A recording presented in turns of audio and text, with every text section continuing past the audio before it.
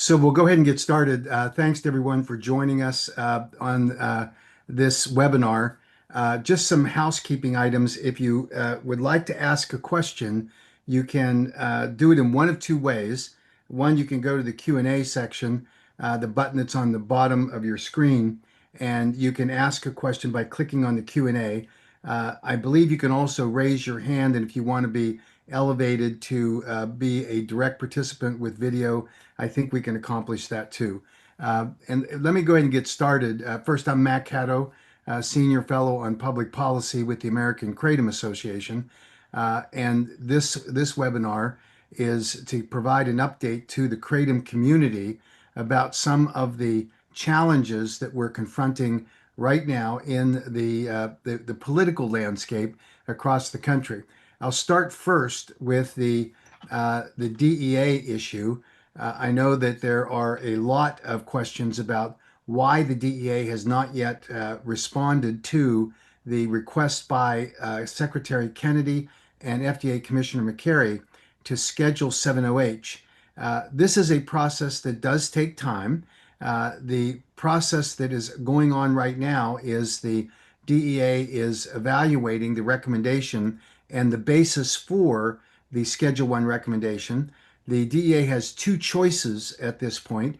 One is to go with temporary scheduling, and that's exactly the process they used in 2016 when they made their initial recommendation to schedule kratom in federally under the Controlled Substances Act, and that, of course, ended up being withdrawn.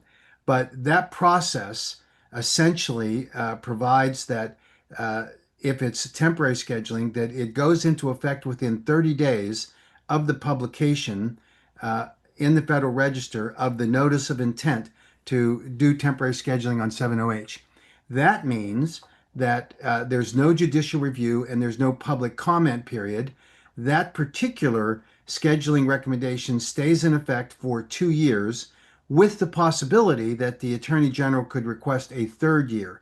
But during that period, they would, at the DEA, develop a recommendation portfolio for permanent scheduling. So it's likely that given the exigent circumstances that were outlined by Secretary Kennedy and by Commissioner McCary, that they will move forward with temporary scheduling. They're still, as I said, in that process of gathering information.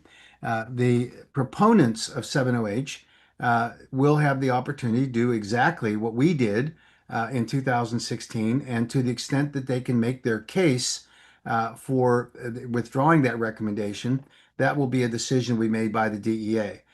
For those of you that remember in 2016, the case that we made was that there were a substantial number of peer-reviewed published articles that outlined the safety profile of kratom, and that the ban that was being proposed, or the scheduling of kratom as a Schedule 1 substance, was not justified based on that significant body of evidence. The issue that as I understand the response from the 70H community is basically that they have a significant number in nearing 1 billion doses without there being any significant adverse events associated with it, including a focus on the fact that there haven't been a significant number of deaths or any deaths that have been the result of the use of 70H products.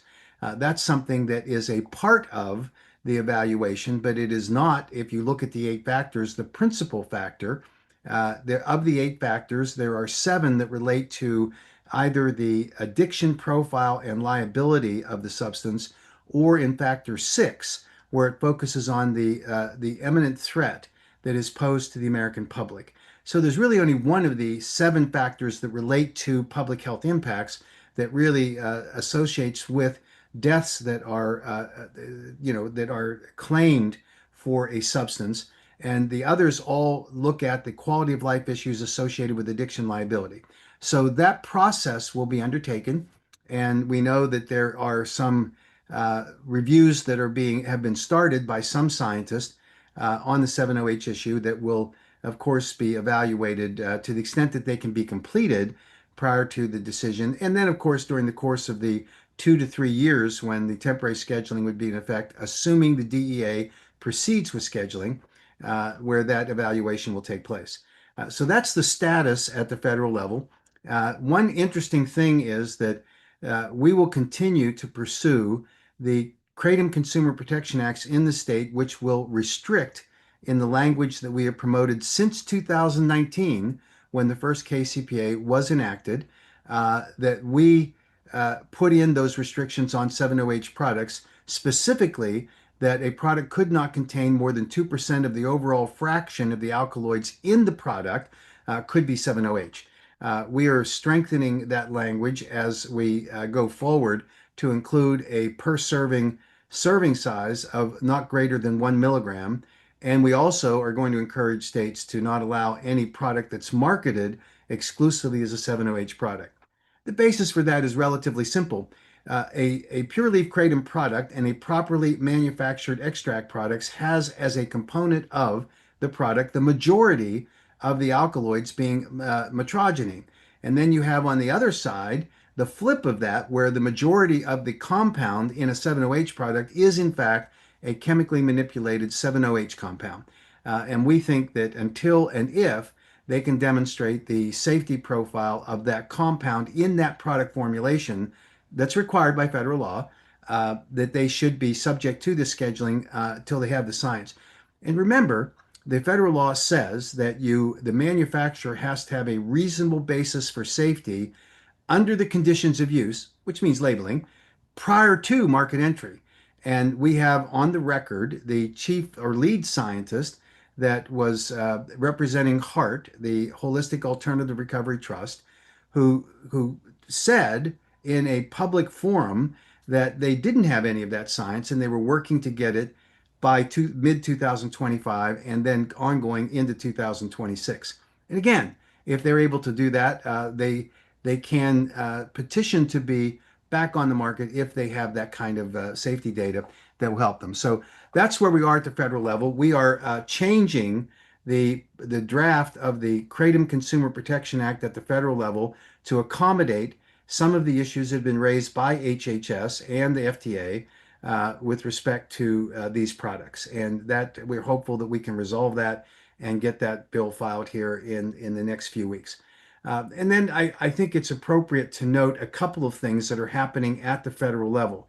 I had a report yesterday that in a locality in Colorado, that a local health inspector was going out to inspect the retail establishments in his county and to do a sweep about 7-OH products. And he was accompanied for the first time in his knowledge by a DEA agent who was specifically looking for 7-OH vape products and advising retailers who sold those that they were currently illegal under federal law.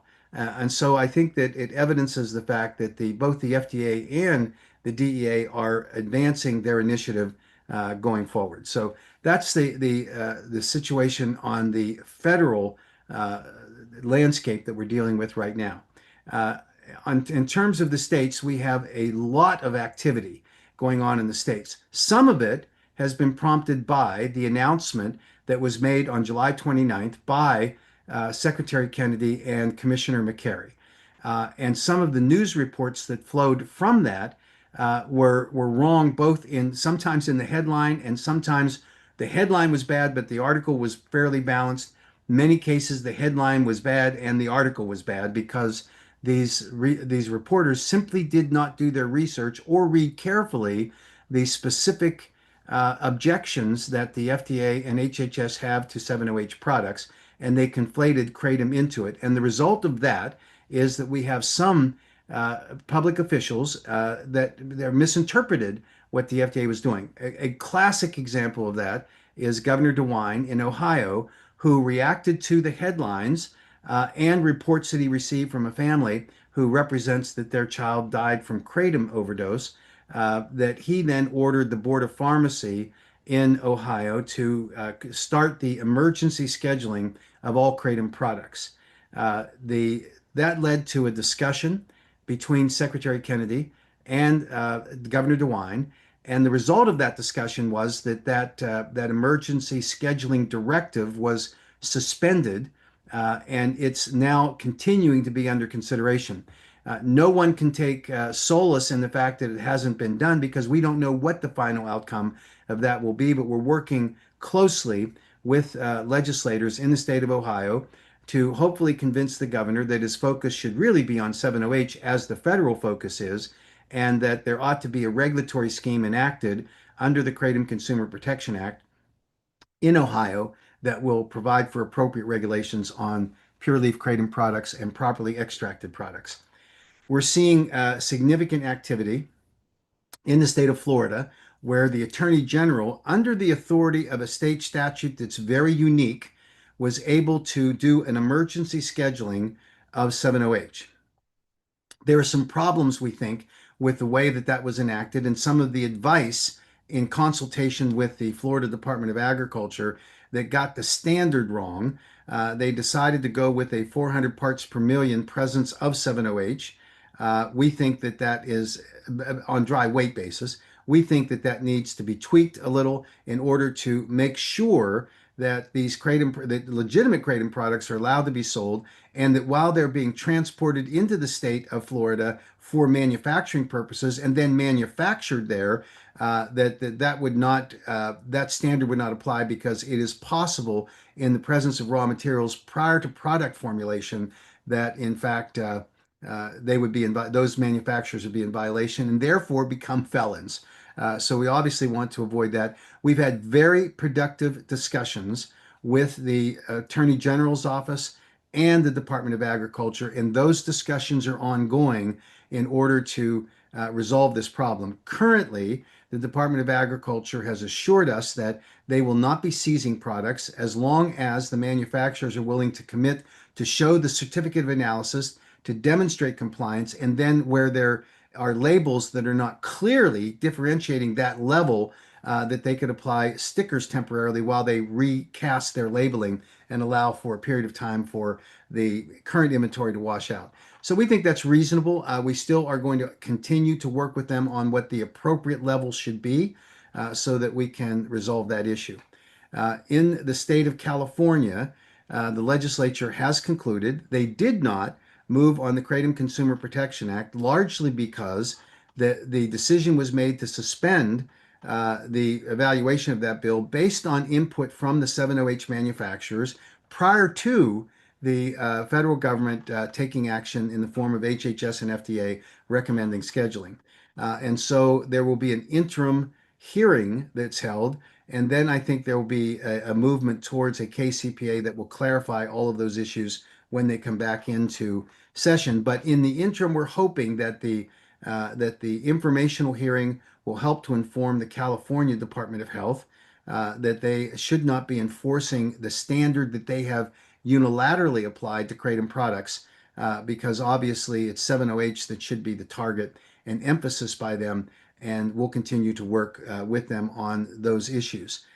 In the state of Utah, there is a hearing tomorrow with the Rules Committee to evaluate a recommendation by the Department of Agriculture in Utah to assess a standard for the maximum amount of kava kratom products and the kavaloctones that are available. What they have presented to the legislature is approval for 125 milligrams of kavaloctones in a kava kratom product. We at the American Kratom Association had worked with scientists, and there was at the time of the evaluation, the view of the scientists that we discussed this with, there were questions about whether there was enough science to verify all of this being the correct levels.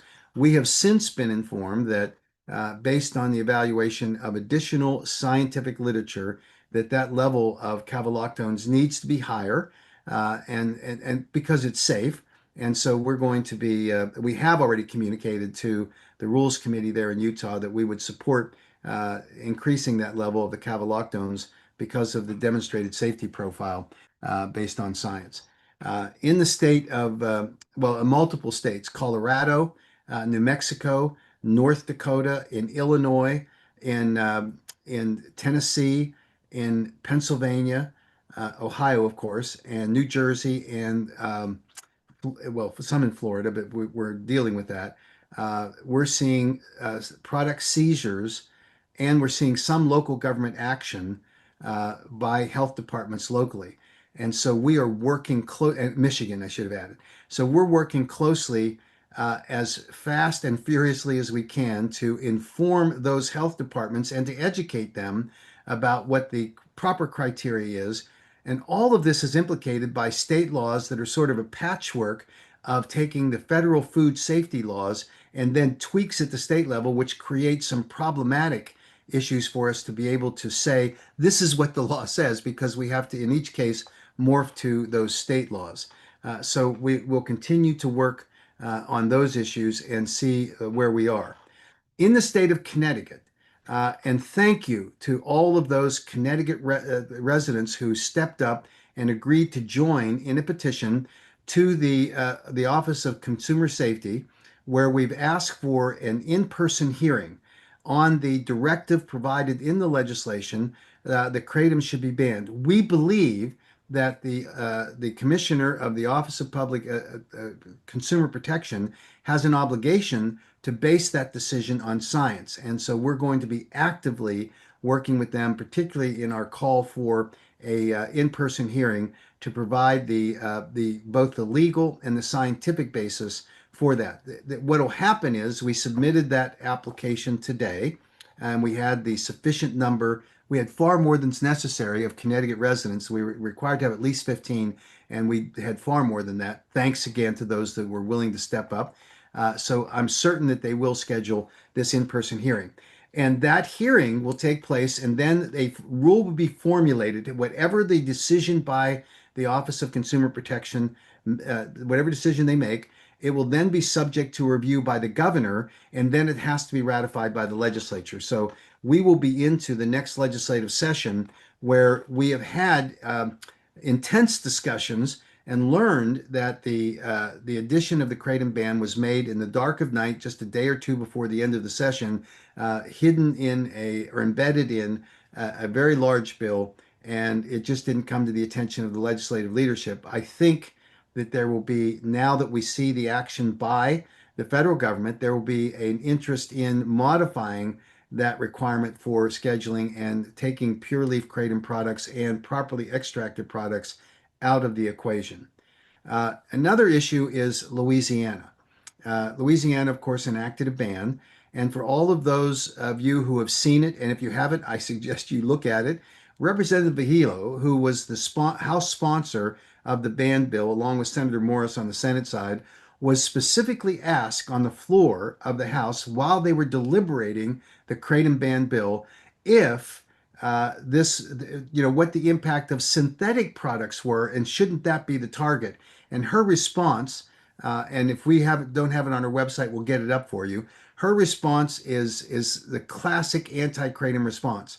The question was asked by a member of the House of Representatives. Representative Hilo said, there is no such thing as a synthetic kratom product. Now, this was prior to, of course, Commissioner McCary outlining exactly how the synthetic products are, in fact, designer opioids. And yet she denied that. And she went on to mock the efforts that we were making to try to educate the legislature about what the target really should be, which were, of course, these synthetic products. And she said there's no such thing as a synthetic product. And the lobbyist who told you that should be told that, meaning her, I was born at night, but not last night. And then she went on to repudiate our messaging. That's the basis for the passage of this bill. And so we're looking at seeking some help from the governor to suspend the enforcement of that bill until the legislature has the opportunity to revisit this in the context of accurate information that has been provided by the FDA and HHS. And importantly, the significant part of the narrative that was done by Senator Morris and Representative Ahio was based on the FDA and Kratom webpage. And so I think that their reliance on the FDA, if they're going to do that, and they did, then they should equally rely upon the advice and counsel of the FDA today on what the real problem is, where everyone heard Commissioner McCary and Secretary Kennedy say, we are not focusing on natural leaf products, we're focusing on these synthetic products. So I think that will be a significant help to us as we go forward. The challenge for us in going forward here in the upcoming 2026 legislative session will be to educate legislators about what the difference between natural leaf kratom and properly produced extracts and 7-OH, which is a chemically manipulated product, and in from that education be able to focus on the KCPA legislation, and hopefully this will be a stimulus for it. And separately, there legitimately will be an effort to get states to do emergency scheduling of 7-OH themselves because they can do it permanently, immediately, while the DEA will have to go through that two-step process that I described earlier. So that gives you a pretty good uh, outline of where we are, currently. And I think in the questions we'll be able to see exactly what you may want to know along the way. So I see that Venus Usher has raised her hand. Can we elevate her to be a panelist and let her ask her question?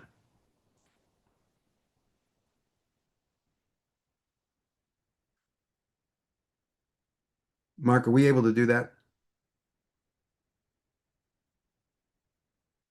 Okay, so Venus, you've been elevated. Unmute yourself, and you're welcome to get on camera, and so we can see you. And you're welcome to ask your question.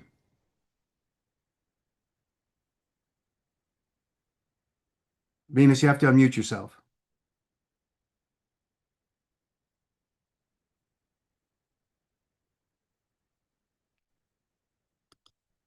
Okay, I'm not sure exactly how to handle that. Um, can we? Who's the second person that's asked to be elevated? Who else has raised their hand?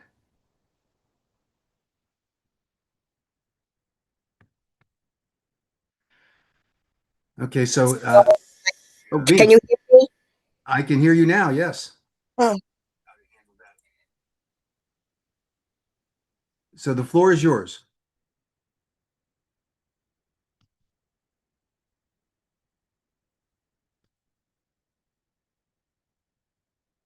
I, I'm sorry.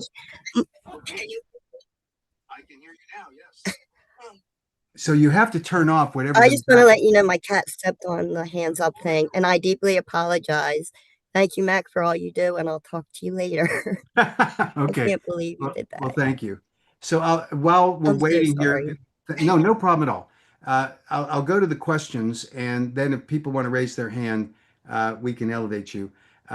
Jenna asked for Connecticut residents. I've been trying to get in touch to advocate. Could you assist with that, please? I'd love to attend in person in any capacity that I can. That's great, Jenna. And so the best way to let us know, send an email. Mark, can we put up the email in the chat as to who they should contact in terms of being able to get on the list of Connecticut residents? And we'll put that up, Jen, in just a second, and you'll be able to know how to send an email. Jennifer asked, is there anything going on in Tennessee besides Jackson, Tennessee? I had the privilege of meeting with during a national conference of state legislators meeting uh, that was held in Iceland a week and a half ago with the House Majority Leader, who has in the past of Tennessee legislature, who in the past has been a pretty strong detractor of Kratom, and his name is Representative Lamberth, and we had a terrific conversation, and he told me that he's willing to work with us, that there is a legislator who has promoted the resolution which said that kratom should either be banned or regulated. He, of course, informed me that he can help with this, but she's hell bent in order to do this. So it was great to get that connection and relationship, and so we're reaching out to him here next week, and we'll start the process of trying to get the Tennessee in the proper order. Currently, Tennessee, it's legal to sell kratom. There was an issue that arose about whether or not extracts were illegal, and there were many people who believed that based on the wording of the statute that was passed years ago. And the Attorney General's office issued an attorney general's opinion that said no, it was only synthetic kratom that was banned, not natural leaf products. So, including natural leaf extract products that were based on derivative of natural natural leaf. So, for those that are under the misimpression that kratom is somehow illegal in Tennessee, unless it's synthetic, it's not.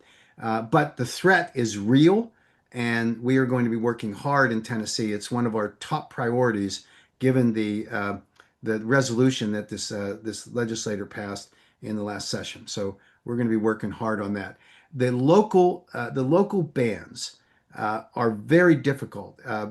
We have limited resources. We do the very best we can.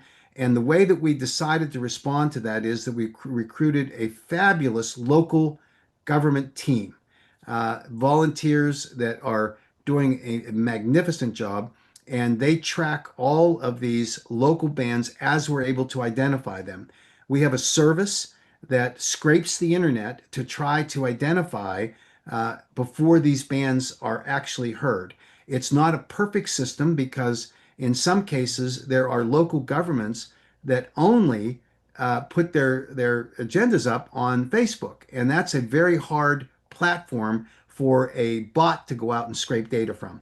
So we're always a little bit behind the curve when it comes to those localities that use that as their primary distribution mechanism. But if they post an agenda online on the web as part of their official websites, we can generally capture them.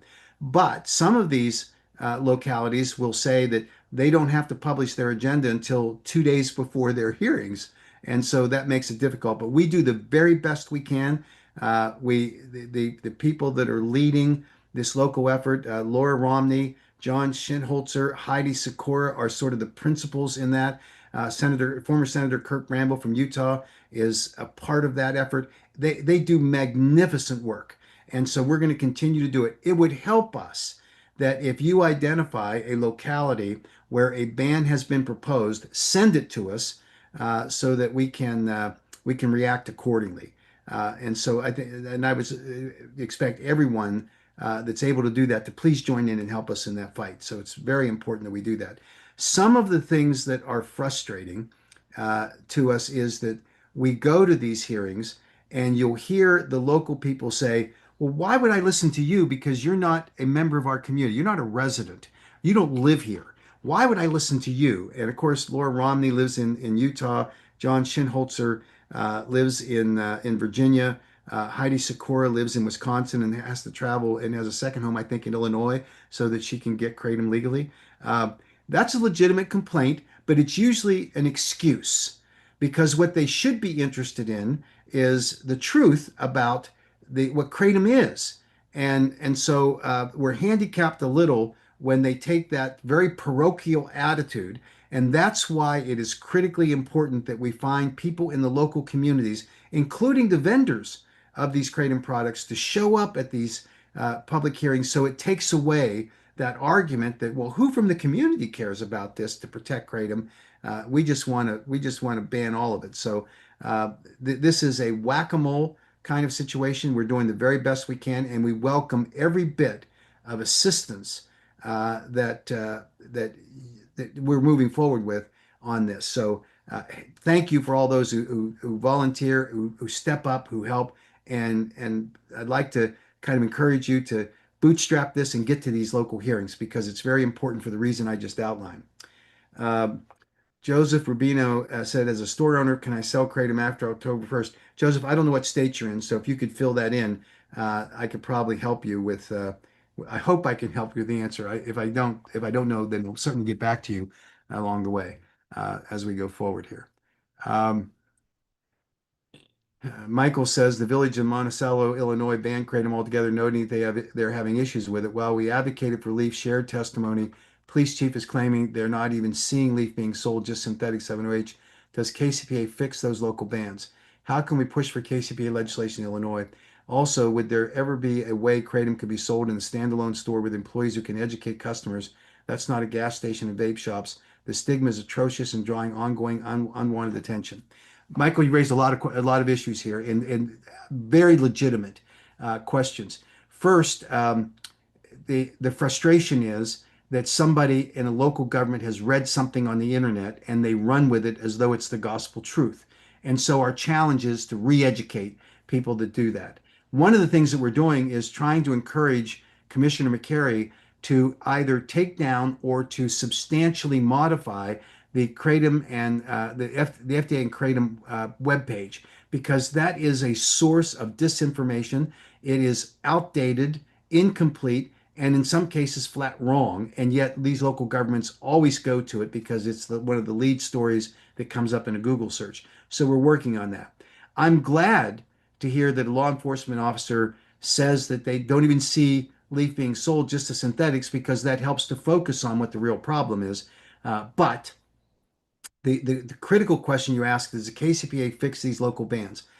Unfortunately, there is a strong current of support for local home rule in all of these legislatures. So they resist the idea that a statewide bill would strip a locality from having a bill that is more stringent than what the state law is. I'm frankly rethinking that strategy, that we've said, okay, we'll have to live with that, because it does exactly what you've just described here. You could have a state KCPA and a locality can ban it because they get driven by whatever bit of misinformation or advocacy that they have. So we're in the process of developing our current 2026 KCPA, and we're going to address this issue. It will not be a perfect uniform system, because there are some states where we couldn't get a KCPA passed if we had that kind of preemption for local control. If our federal bill passes, we're going to have a provision in there that strips all of the existing laws, including in the states and localities, that allows for, under the definitions of what a properly formulated kratom product is. So hopefully that'll solve the problem, but that's a ways off, obviously. Um, and on the issue of kratom being sold in a standalone store and the stigma that's associated with gas stations and vape shops, I understand completely this issue. But I'll tell you what the NIDA director, Dr. Nora Volkow, said, and then what Dr. Jack Henningfield said in response to a question before the Louisiana legislature. Dr. Volkow's position is that kratom can be a very valuable, potentially a very valuable harm reduction tool for people that are struggling with addictions to illicit drugs. That's an important function that kratom could have, because we know the crisis that people get into that are overdosing on opioids. And some clarity was provided in response to a question from a Louisiana senator to Jack Henningfield, asking, is how do you justify kratom products being sold in gas stations? And that stigma is real. And Jack Henningfield, when I first heard it, it stunned me, because uh, his basis for the answer was fascinating. He said that if the product formulation that complies with state law, which is a critical threshold, as long as it's formulated and labeled the way the state law, in this case the KCPA, requires, then it should be sold in every outlet, because, in Jack's view, these people that are struggling with these addictions or with potential dangerous products that could cause an overdose are typically people that either don't have access to an addiction recovery bed because of the area they live in, or if a bed is available, it's too expensive to access.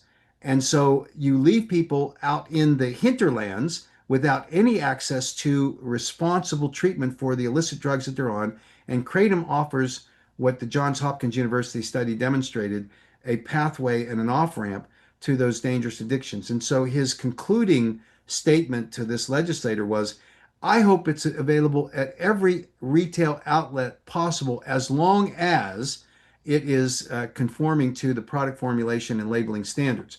Now, Michael, you make a great point.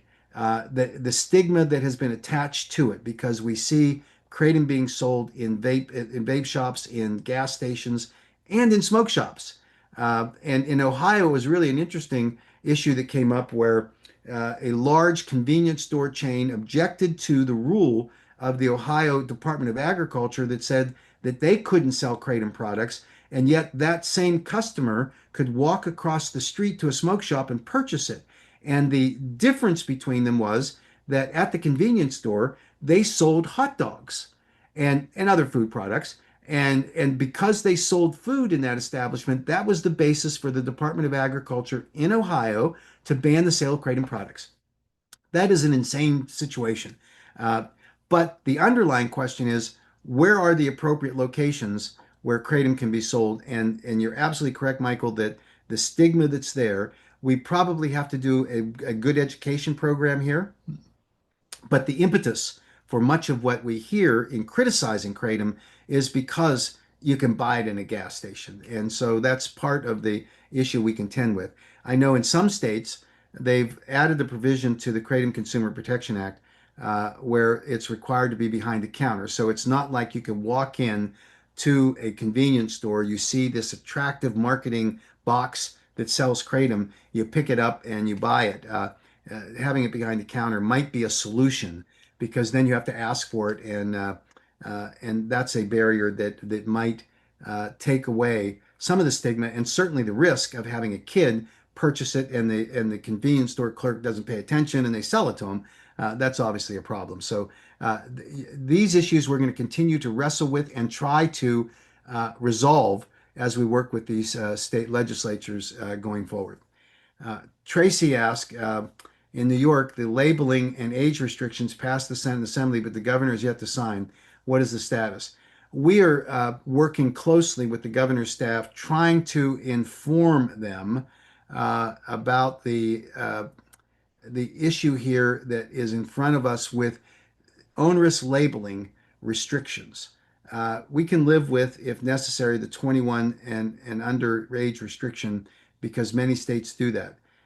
But labeling is a real problem, and the kind of labeling restrictions. So we have sent a letter to the governor. We have had meetings with their staff through our lobbying team, and we're working hard on this issue and hope that the governor either seeks to amend the bill or just vetoes it. So still yet to be determined on that. It's not the worst bill in the world, but it certainly creates labeling chaos because a manufacturer wants to sell their products in all 50 states. And you get into this circumstance where every state has a different permutation of what the labeling requires. It's chaos. And so we think that makes no sense. And it's a hindrance to what we're doing. And so uh, it doesn't make any sense for a consumer to have to be deprived of a kratom product because a state has an onerous labeling restriction on it. So we're going to continue to work on that. Nicholas asks, he's from Wisconsin, what's any new updates for Wisconsin? I spoke with Speaker Robin Voss, and interestingly, to the Senate president. And the Senate president, we were on this trip to Iceland with the National Conference of State Legislatures, and by happenstance, as I was taking the bus from the airport to the hotel, this woman sat next to me, and she is the Senate president. And I introduced myself and I said, I'm with the American Kratom Association. And it's Senator Peskowski. And she said, we need to get that bill passed. And she spent 45 minutes in a intense discussion about her recommendations on how to overcome the barriers that we had in getting it through the House and then over to the Senate. And it was her belief that the governor would sign it. So there were lots of questions that brought the answers to which brought clarity to the status we are in Wisconsin. So we've adopted a two-step process. First, we are going to appeal to the Controlled Substances Board to require them to hold a public hearing and have a vote on whether kratom meets the 8 factors under the Wisconsin Controlled Substances Act. It does not. They've already said that. They communicated that in official communication to the legislature, but their position is that since the legislature enacted the ban, they want the legislature to remove it. But under Wisconsin law, that's not the way it works. The Controlled Substances Board has the authority and the right to change any status of any scheduling or to add substances to scheduling, whether the legislature has done it or not. So that'll be our first line of attack. And then, of course, once they remove kratom from the Controlled Substances Act, there has to be a commitment from the legislature to move forward.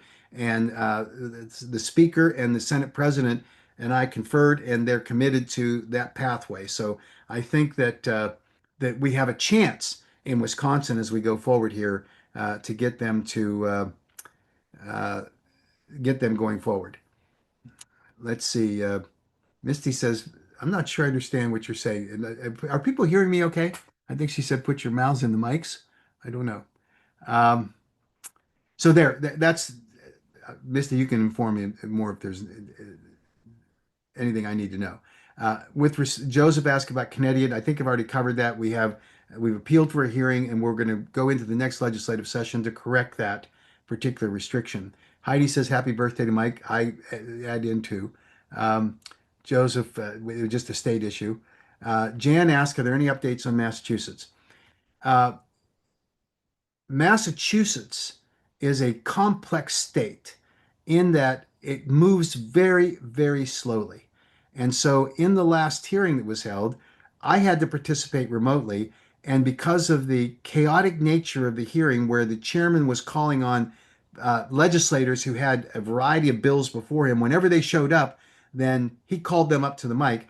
And there were so many bills and so many proponents from the legislature who testified. And then they had panels on some of the bills, but by the time they got to ours, the Zoom time had run out, and so we didn't get to have any Zoom participants.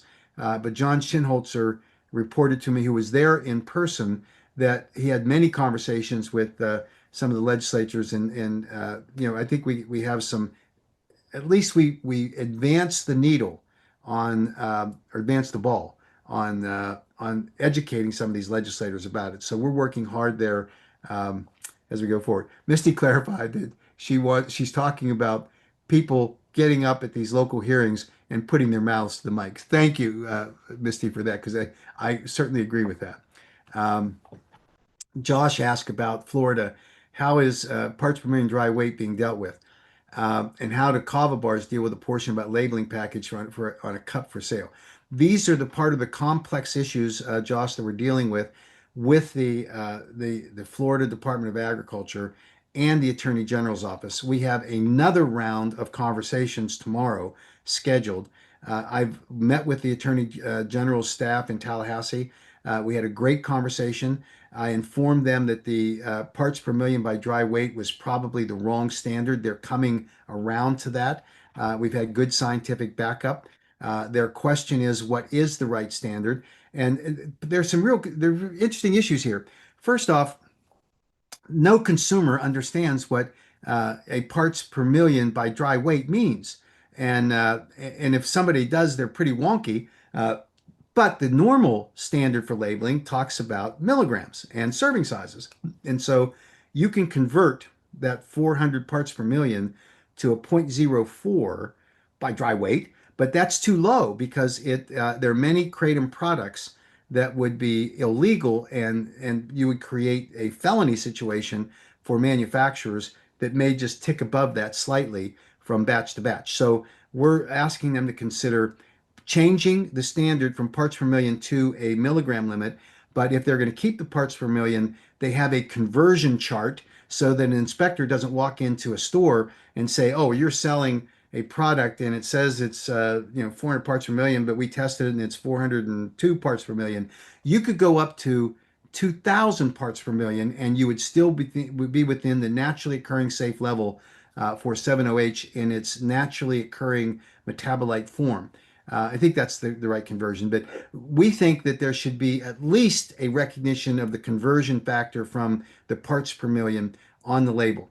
Currently, they have told us that they're not going to seize products, that they're going to require on a case-by-case basis the manufacturer to apply stickers to their products until they flush out the inventory to demonstrate that they meet the standard of the parts per million. And then hopefully we'll have ongoing discussions in the next couple of days. So really, in terms of the kava bars, this has been a problem that I think can only be resolved by the state legislature because uh, I think it's fair to characterize the Department of Agriculture as being anti-kratom. They've demonstrated that in every way possible. They put in the discussions we've had with them, they're proposing unreasonably low limits that would eventually essentially make kratom a placebo. That, for example, they at one point recommended a no more than 2 milligrams in a serving size of a kratom product. That's ridiculous, but it shows you their bias. And so I think the legislature is going to have to weigh in on this when they convene in February or in January. So that might be our solution there. But until then, there's enough uncertainty about this rule that I think we can stay, pretty much in the status quo and continue to work with it. But Josh, thank you for that question because it is particularly difficult to kind of get through all this. But we're doing our best on it, and we will keep people posted on this issue as we go forward. I think I've reached well, let me see if I've reached the end of the questions. Let me go back up and make sure. Um, I think that's all the questions so far. So if there's any additional person who wants to speak, you can raise your hand and we'll give you a chance to do that. Thank you for those people that express appreciation for the work that the AK is doing. Sometimes people say, "Oh, that's Mac." It's not. There's a team behind us of people that are working every day to support the mission to ensure that consumers have access to safely formulated and properly labeled products. And the accolades go to them because they're there every day doing this. And so I think that they deserve obviously the appreciation that you've expressed on this. It's my honor to be working in this space right now because what started out for me in 2016 as a short-term lobbying gig of what I expected to be 4 months. That at the end of that fourth month, I was offered the opportunity to stay with the AKA, and it's been absolutely fabulous to learn and be a part of this movement going forward. So I thank you for all of that. Um, Jordan Omby has raised his hand. So Mark, if we can elevate Jordan, that would be terrific. So Jordan, you're here, and you just have to unmute yourself, and the floor is yours.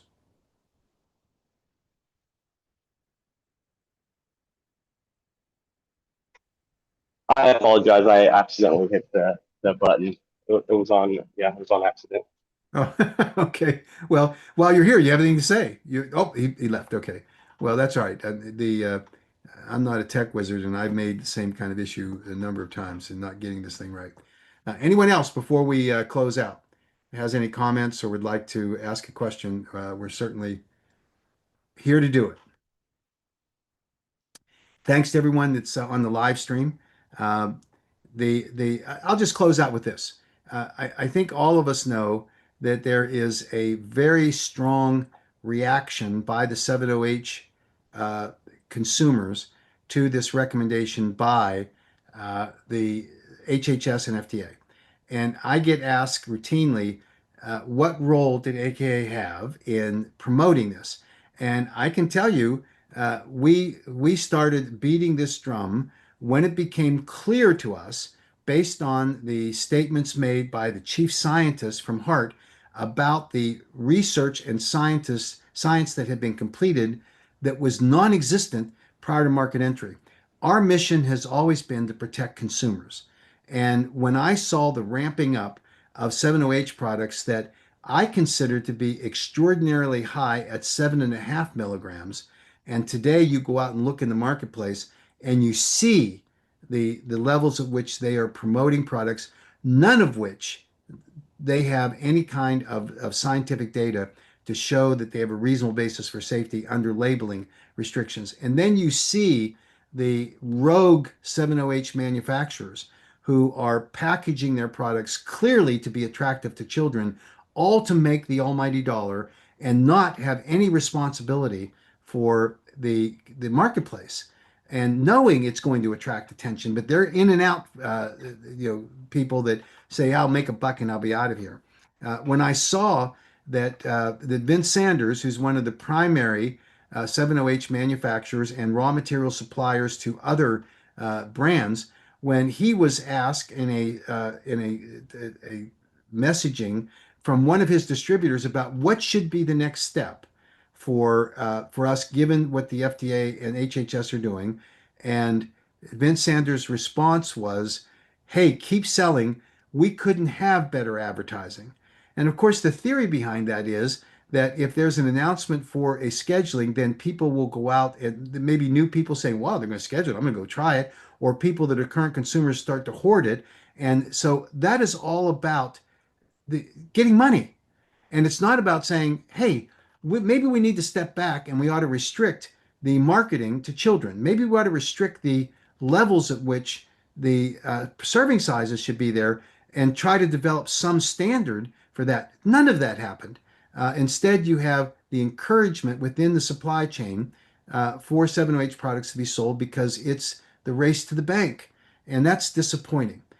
When I heard Vince Sanders testify, both at the Rhode Island legislature, where he said 28 milligrams was an appropriate serving size, for which there is no science to back that up. And in fact, based on the science that's available, that might be an extraordinarily high level.